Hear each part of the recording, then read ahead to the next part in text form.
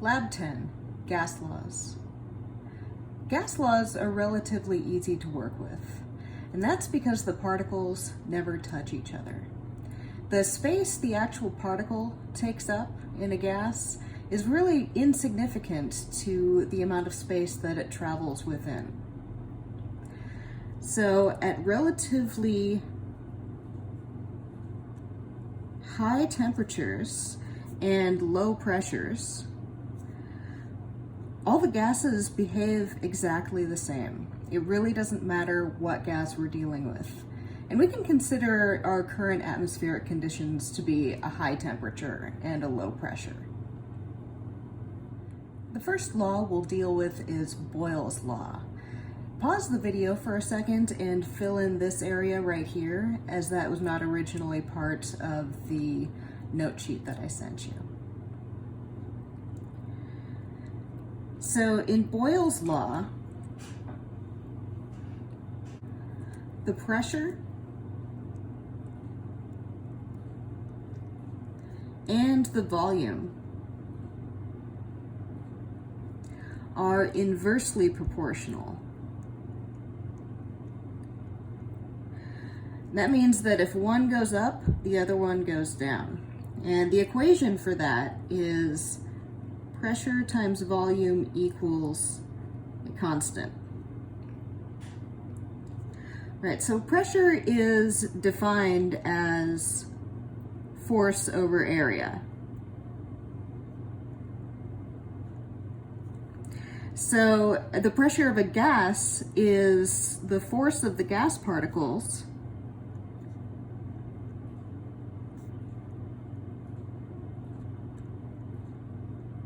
impacting the surroundings. So just bouncing off everything. So if you look in the diagram, we have the same number of gas particles, and they're all traveling at the same speed and impacting with equal force. But then if we reduce the volume, reduce the area, increasing pressure. Next we have Charles's law, where the volume is directly proportional to the temperature.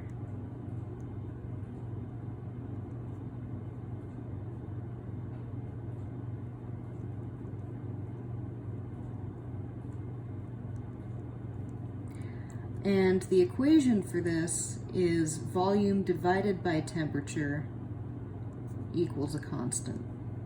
So they're directly proportional. If one goes up, the other one has to go up. That way this ratio remains the same.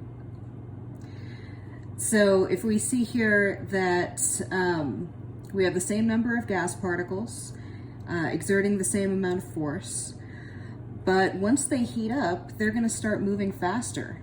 And so they're going to increase the amount of force, which forces the outside of this flexible container to expand.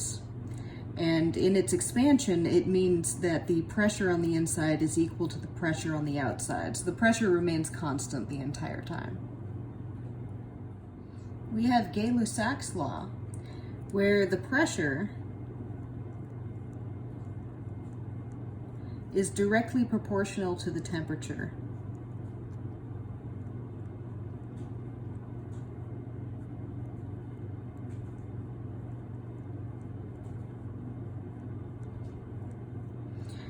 So again, one goes up, the other one goes up. This is basically the same thing as Charles's law, except we're dealing with a rigid container instead of a flexible one. So the amount of gas does not change, the volume does not change.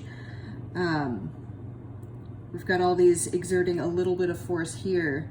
Heat it up, they're going to go faster and exert more force. Since the volume can't move, the pressure is going to go up. The equation for Gay-Lussac's law is pressure divided by temperature equals a constant. Last, we have Avogadro's law, where dealing with a flexible container, the volume is directly proportional to the amount of gas.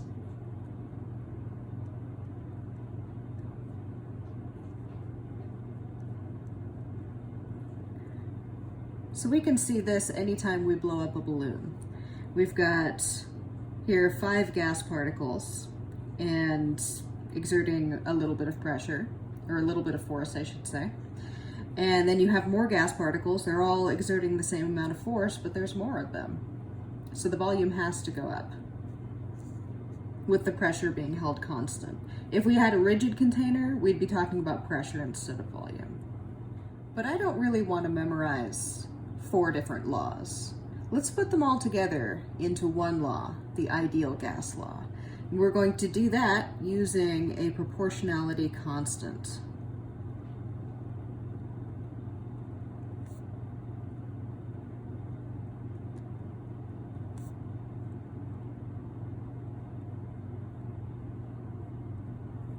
We're going to call that R. And so if one variable changes, then all of the other ones will adjust so that R has the same value. And let's put that together. So if we look at all of our different laws, pressure and volume are always in the numerator. And then the amount and the temperature are always in the denominator. And that all equals R.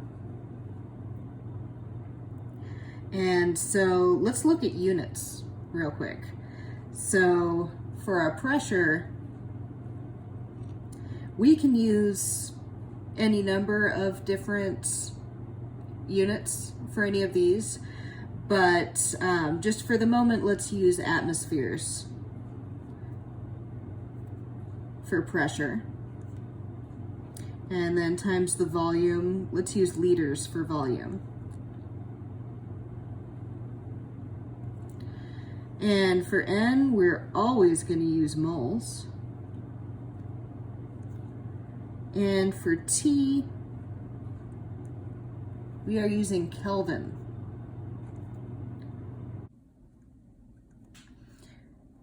That's all equal to R. And so the unit for R is all of these units put together.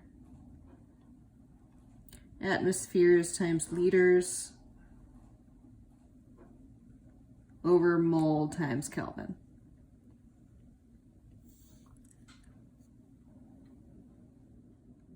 Let's go over the calculations that you'll do in this lab.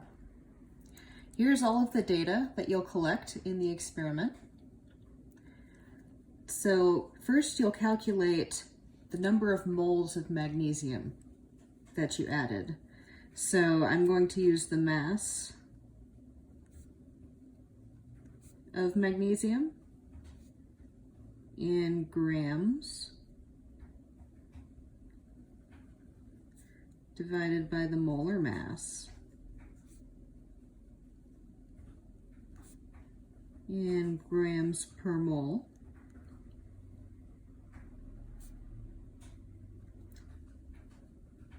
Grams will cancel and we'll end up with moles of magnesium.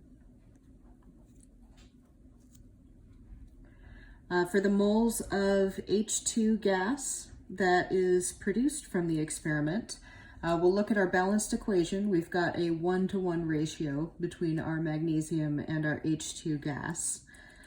So that's an easy calculation for us, but we'll still write out all of the units just to prove that we know what we're talking about. I have my moles of magnesium, and I'll multiply that by the mole ratio. So down here I've got 1 mole of magnesium and 1 mole of H2.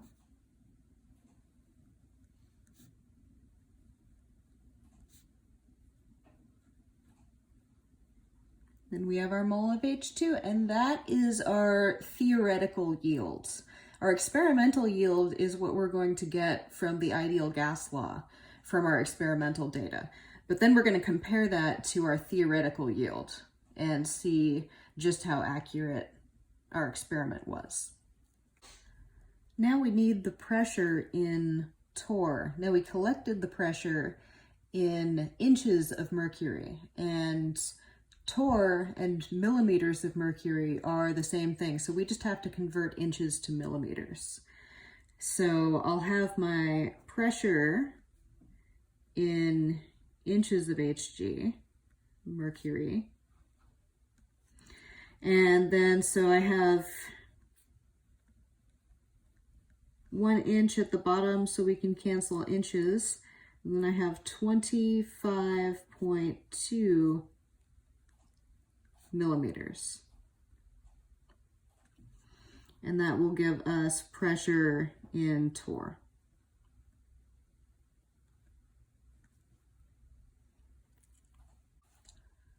For calculating the pressure of H2 gas that we collected, we need to take into account the fact that we have a bunch of water vapor mixed in with our H2 gas. So we're going to account for that using the vapor pressure, which we'll look up in a table based on what temperature it is in the room. So I've got my pressure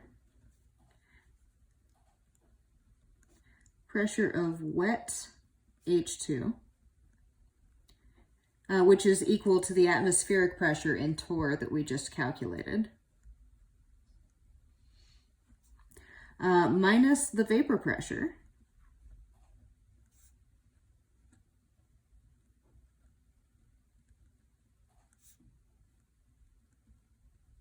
also in torr.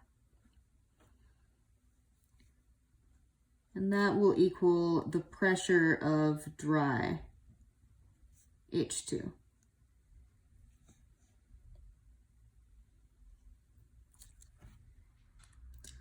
We need the temperature in Kelvin, so we'll have to convert that from how we collected the data in degrees Celsius. So I have degrees Celsius plus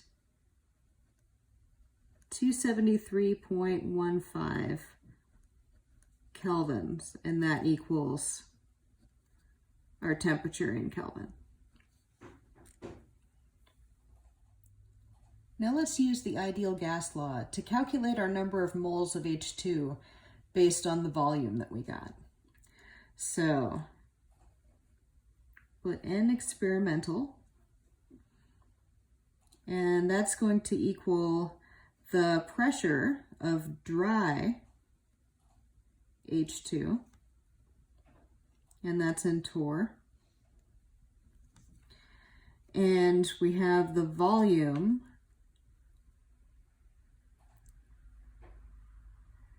in, you have it in milliliters, but it's better to just convert it to liters by moving the decimal place. We have our R value, and the unit for that is torr times liters over mole times Kelvin. Now, one thing I want you to notice is the units here in our R value. When we went over the ideal gas law previously, I used atmospheres as my unit of pressure, and now we're using torr. So that means our R is going to have a different value, which you're given in the lab manual. Always check your units. I can't say this enough. There's dozens and dozens of values of R just with different units. I encourage you to look that up on Wikipedia at some point.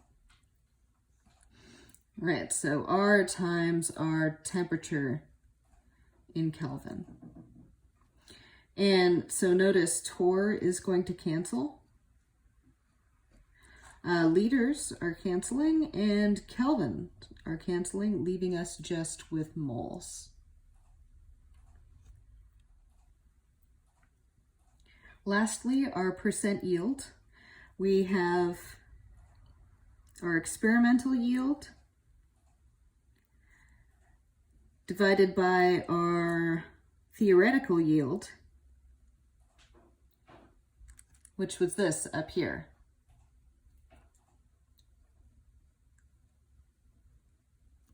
Times 100%.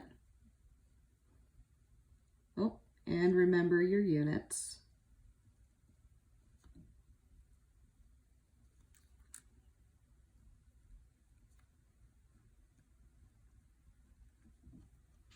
and you're done.